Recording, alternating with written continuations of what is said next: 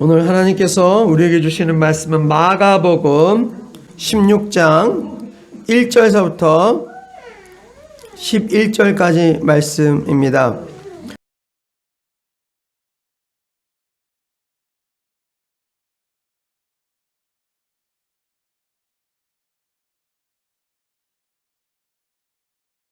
할렐루야. 하나님의 큰 은혜가 오늘도 여러분과 또 여러분의 가정에 함께 하시기를 주님의 이름으로 축원합니다.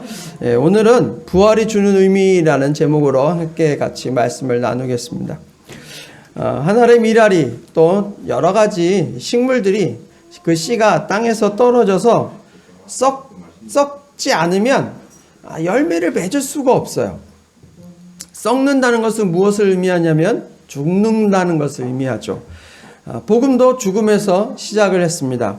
예수 그리스도의 죽음에서 우리의 생명이 시작이 된 거예요. 그리고 예수님의 부활로 우리는 영원한 생명이 완성이 됐다라고 할 수 있습니다. 그래서 예수님의 십자가의 죽음만 있었다면 우리 기독교는 그냥 일반 다른 종교랑 비슷했을 거라는 생각이 들어요. 그러나 이 기독교가 다른 세상의 종교들과 다른 것은 바로 이 부활 때문이라고 저는 믿습니다. 그래서 하나님이 우리에게 주신 최고의 사랑의 증거, 표시는 바로 이 예수님의 부활에 있다라고 생각을 합니다. 오늘은 부활절은 아니지만 우리의 성경을 계속 강해해 나가다 보니까 오늘 부활에 관한 부분을 할 수 있게 됐어요.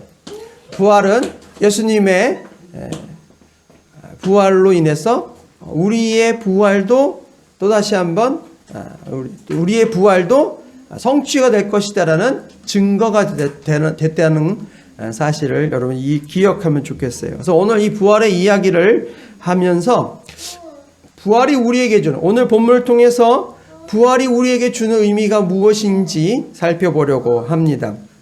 첫 번째로 부활은 우리에게 오늘 본문을 통해서 말씀해 주신 것은 염려를 해결해 주셨다라는 거예요. 따라해 보세요. 염려를 해결해 주셨다. 예. 3절 한번 같이 한번 읽어 보겠습니다. 여러분 3절 같이 있습니다. 성경 덮으면 안 돼요. 같이 있습니다. 시작. 서로 말하되 누가 우리를 위하여 무덤 문에서 돌을 굴려 주리요 하더니 아멘. 자, 당시 무덤 앞에는요, 입구에 커다란 돌을 막아놨어요. 근데 이 돌은 남자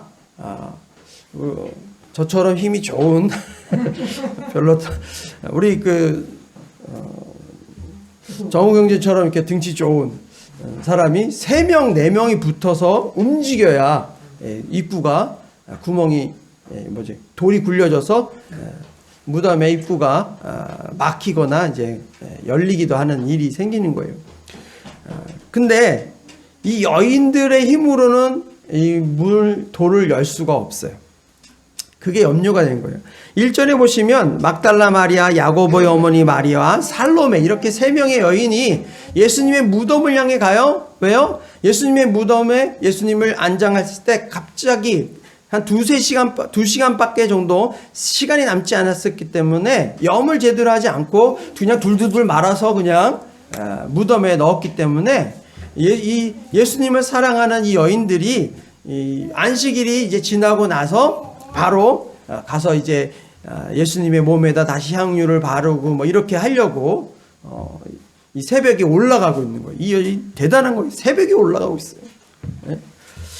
근데 이 여인들이 알 거 아니에요. 무덤의 문이 뭘로 막혀 있다고요? 돌로 막혀 있는 거예요. 자신들의 힘으로 이것을 열 수 있다 없다?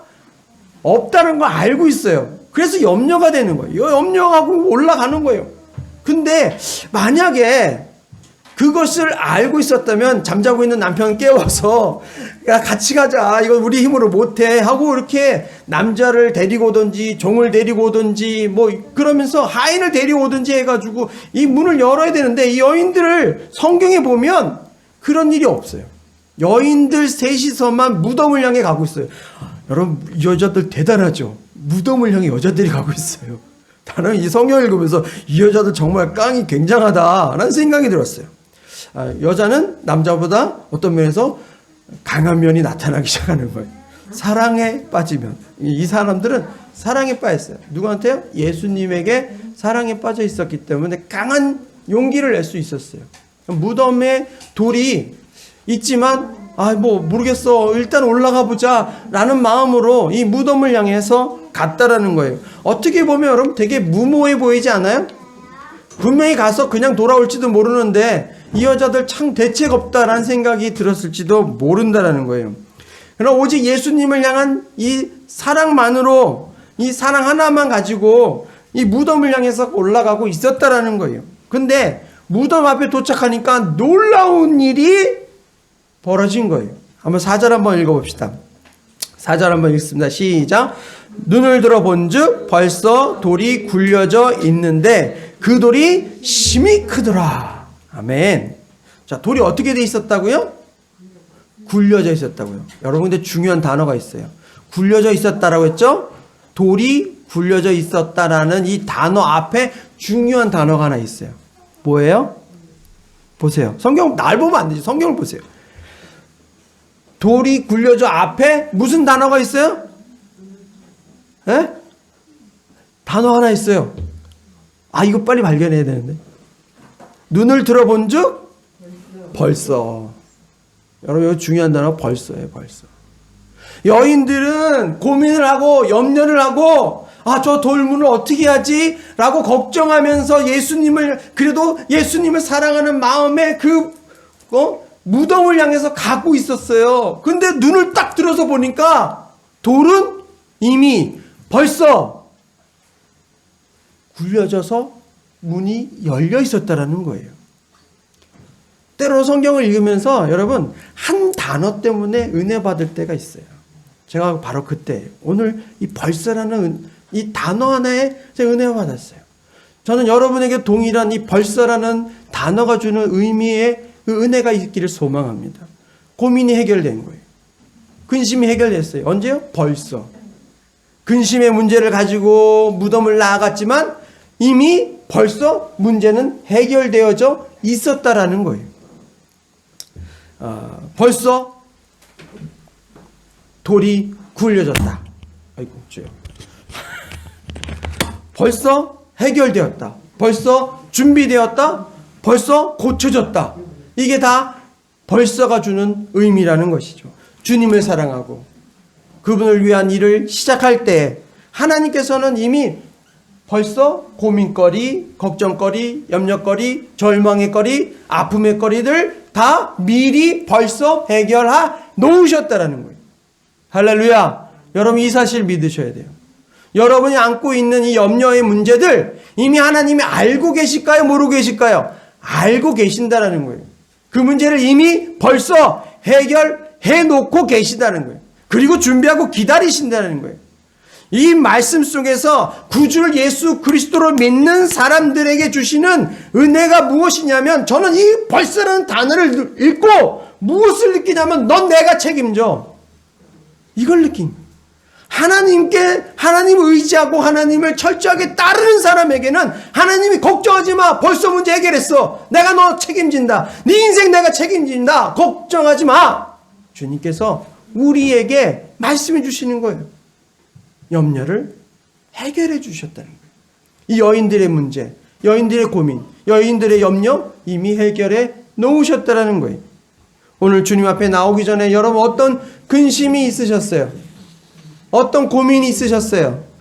어떤 아픔이 있으셨어요? 어떤 절망의 마음이 있었어요?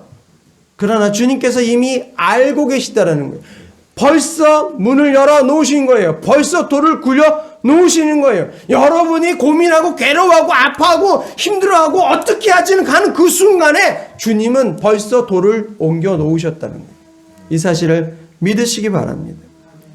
이 여인들은요, 그저 예수님에게 향유를 발라드려야 되겠다는 그 사랑의 마음 하나 가지고 예수님께 나아갔지만 염려의 문제는 해결이 됐다는 거예요. 여러분이 가지고 있는 걱정거리 다 해결되기를 원하십니까? 먼저 주님을 진심으로 사랑하시는 게 우선이 돼야 되는 거예요. 이 여인들이 예수님을 사랑하는 마음으로 나아갔으니까 이 문제가 해결되었던 거죠. 이 기적을 경험한 것이죠. 예수님을 향한 사랑의 마음이 없었다면, 그저 잠을 자고 이 예수님의 제자들처럼 집에서 자고 있었다면 이 놀라운 일을 경험하지 못했을 거라는 거예요. 예수님을 사랑하는 마음이 있었기에, 예수님을 향해 나아가는 마음이 있었고 그 발걸음이 있었기 때문에 벌써 돌이 옮겨지는 놀라운 기적을 경험하는 거예요. 여러분의 인생에 근심과 걱정과 아픔이 있다 할지라도 주님을 사랑하는 그 마음이 흔들리지 않고 예수님을 향해 나아가는 마음이 있다면 주님이 그 문제 해결하시는 거예요. 언제요? 벌써. 아서 랭커라는 사람이 있었어요.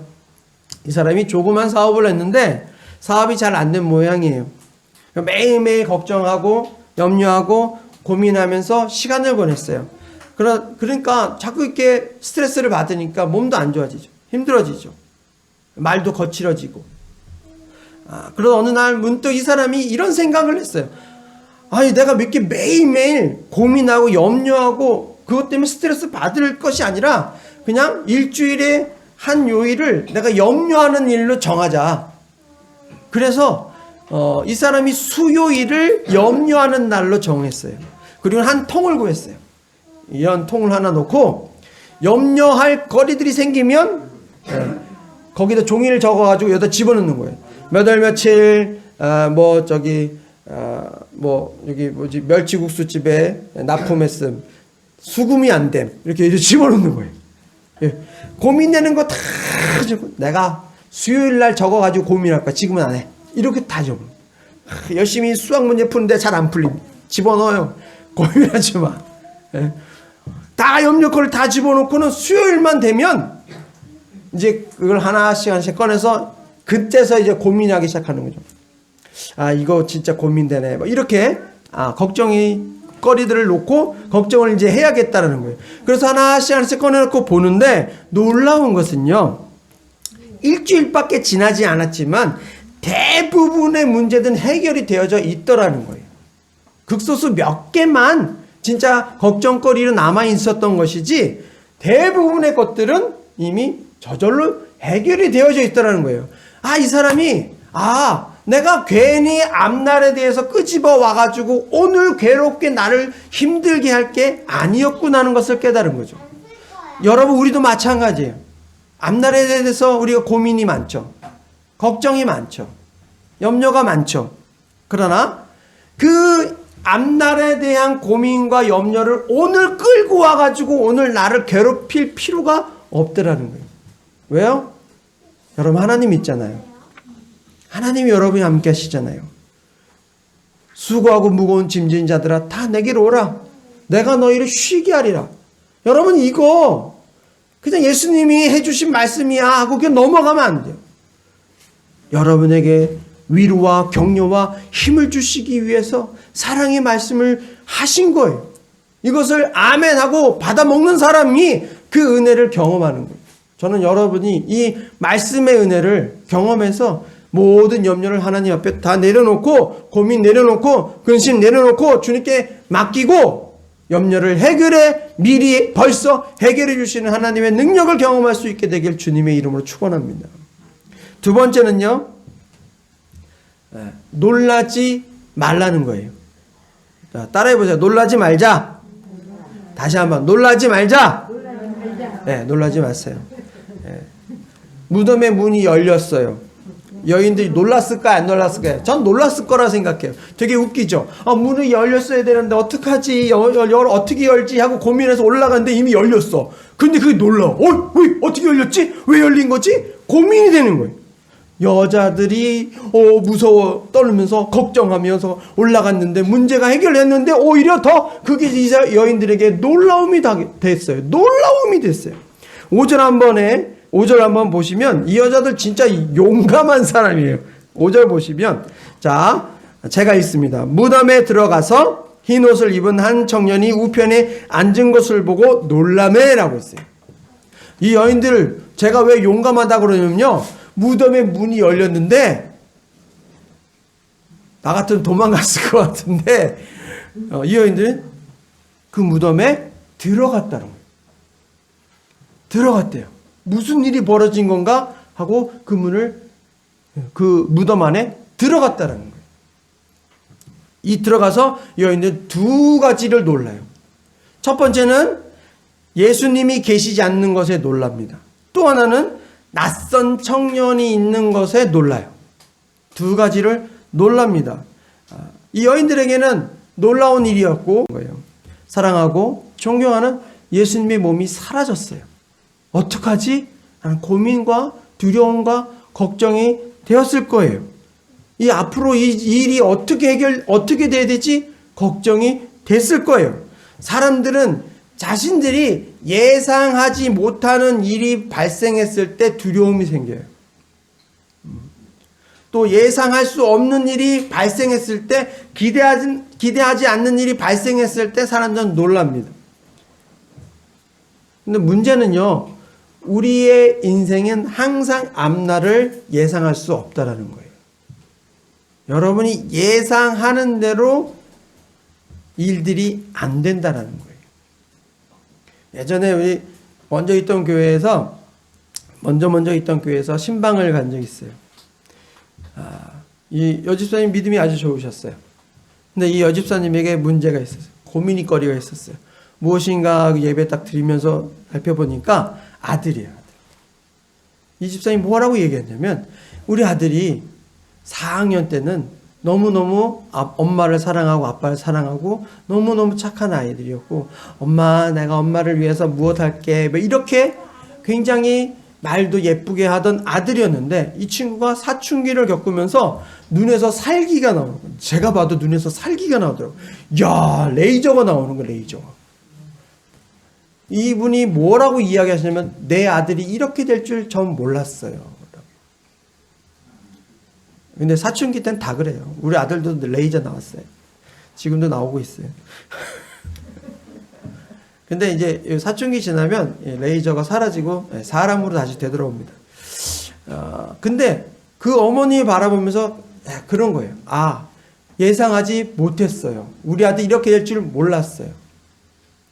우리 사업이 이렇게 될 줄 몰랐어요. 우리 집안이 이렇게 될 줄 몰랐어요. 우리 관계가 이렇게 될지 몰랐어요.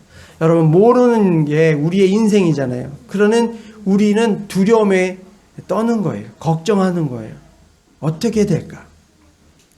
이렇게 두려워하고 놀라고 앞으로 어떻게 될까 고민하고 있는 이 여인들에게 이 청년을 통해서 예수님이 뭐라고 말씀하시냐면 6절에 보시면, 우리 한번 같이 읽어봅시다. 6절 같이 있습니다. 시작. 청년이 이르되 놀라지 말라. 너희가 십자가에 못 박히신 나사렛 예수를 찾는구나.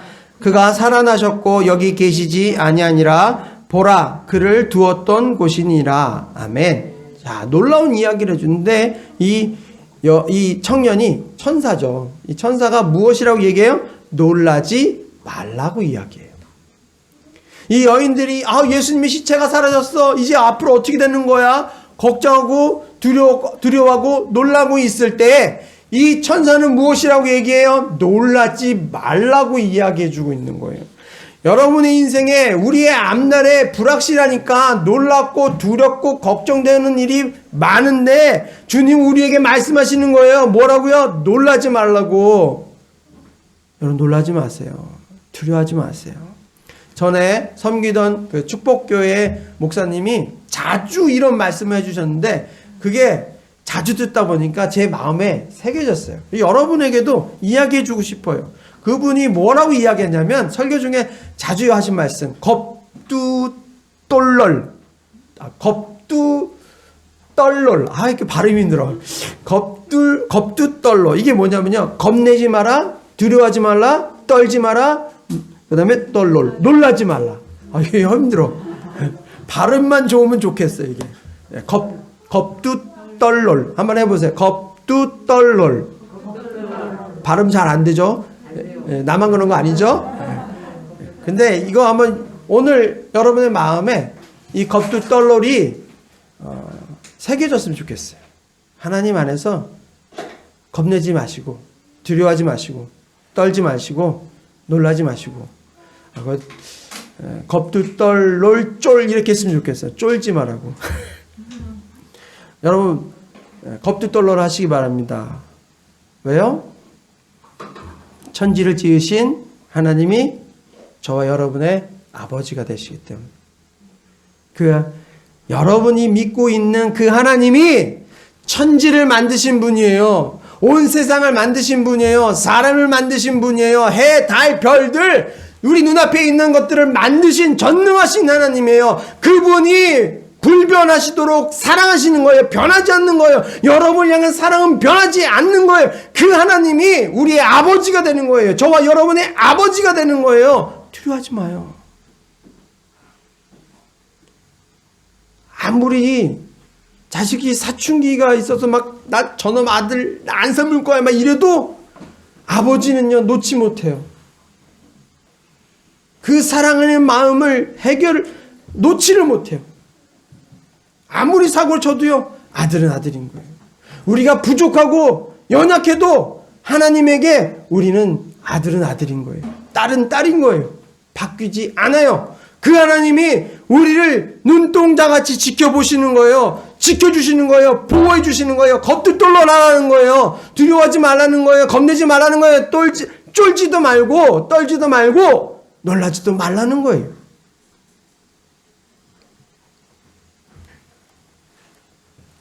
기억하세요. 하나님이 나를 사랑한다는 거. 전능하신 하나님이 나를 사랑한다는 거. 오늘도 내일도 모레도 주님이 사랑하시는 거예요. 우리들이 불안해서 떠는 이유는요, 내가 하나님을 잊고 있기 때문에 떠는 거예요. 주님이 보이지 않으니까 떠는 거예요. 물 위로 걸어오시는 예수님을 향해서 베드로가 뭐라고 얘기했어요? 주님이시거든 나도 그 물 위를 걷게 해주세요. 그래서 걸었어요.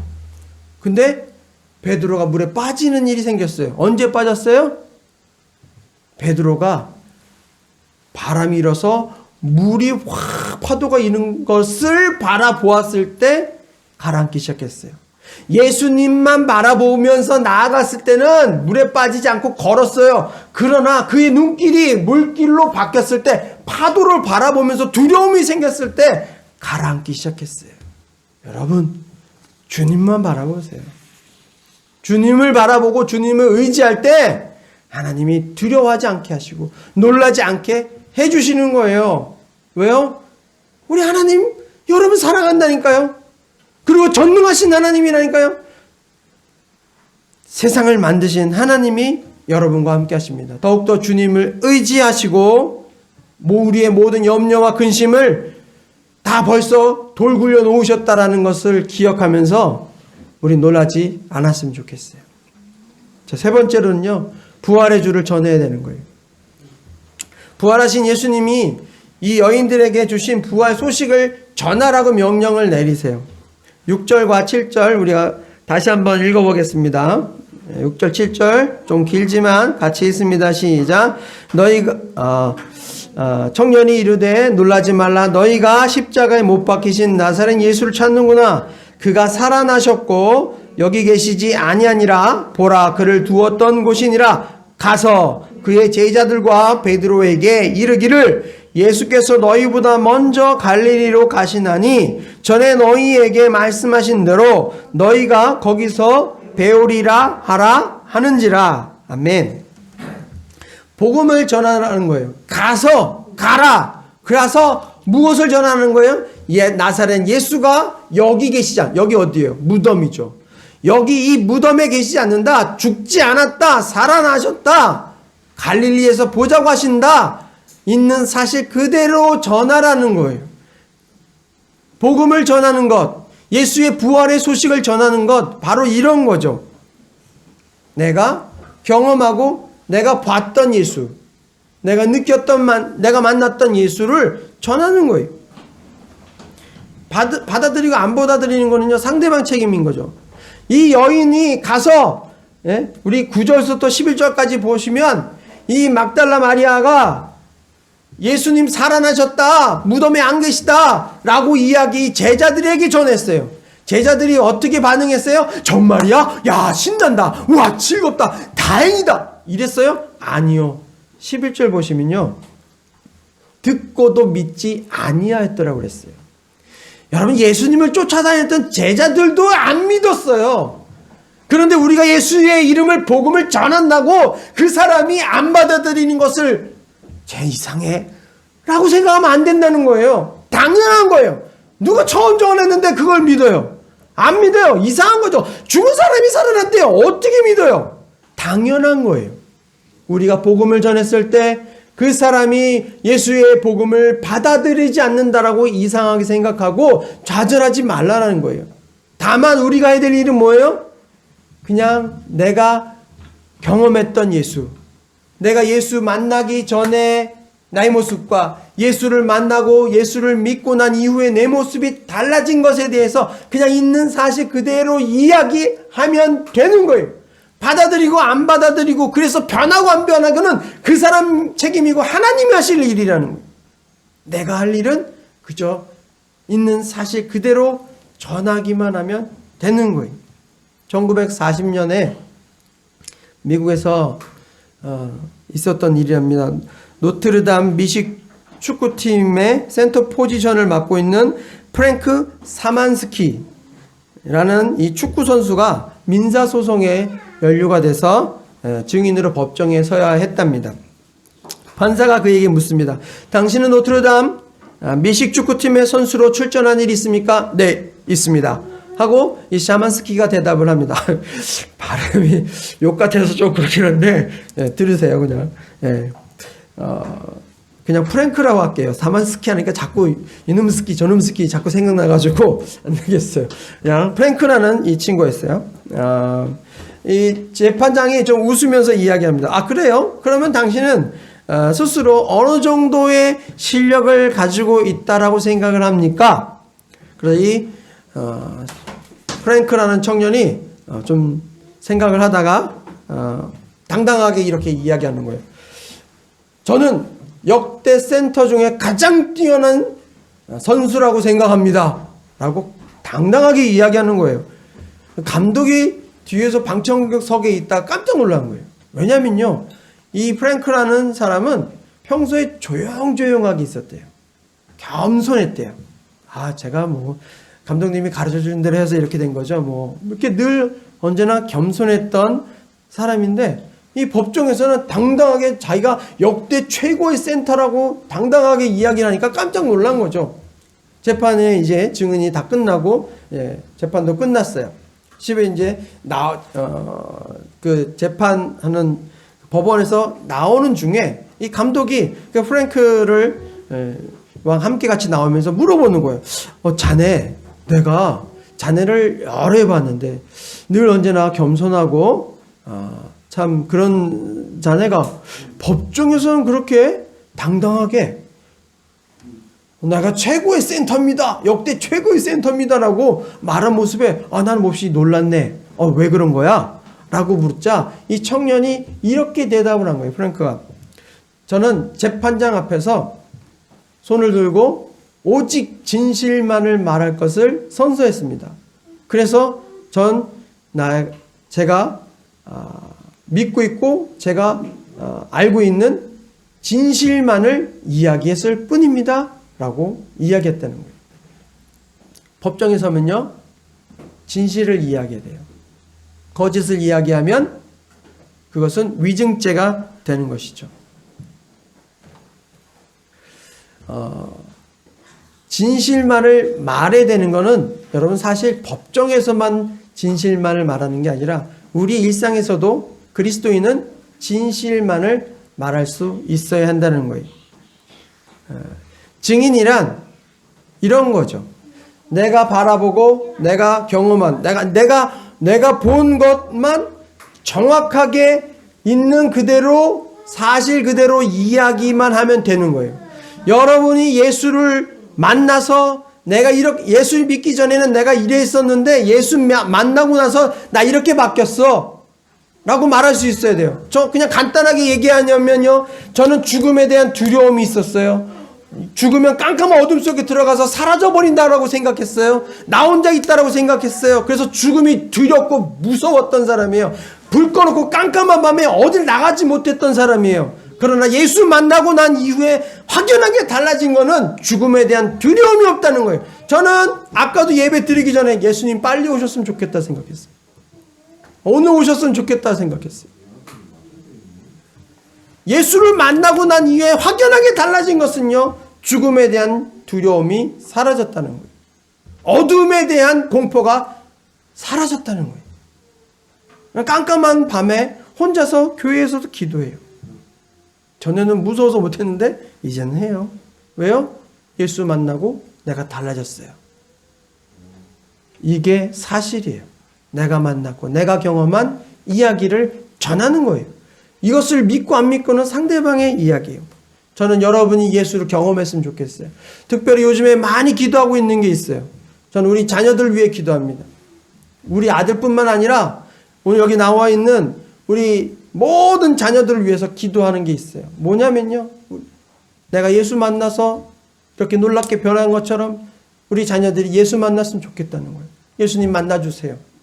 예수님, 하나님, 우리 아이들, 우리 학생들, 우리 자녀들을 만나주세요. 1대1로 만나주세요. 인격적으로 만나주세요. 그래서 놀라운 하나님을 경험하게 해주세요.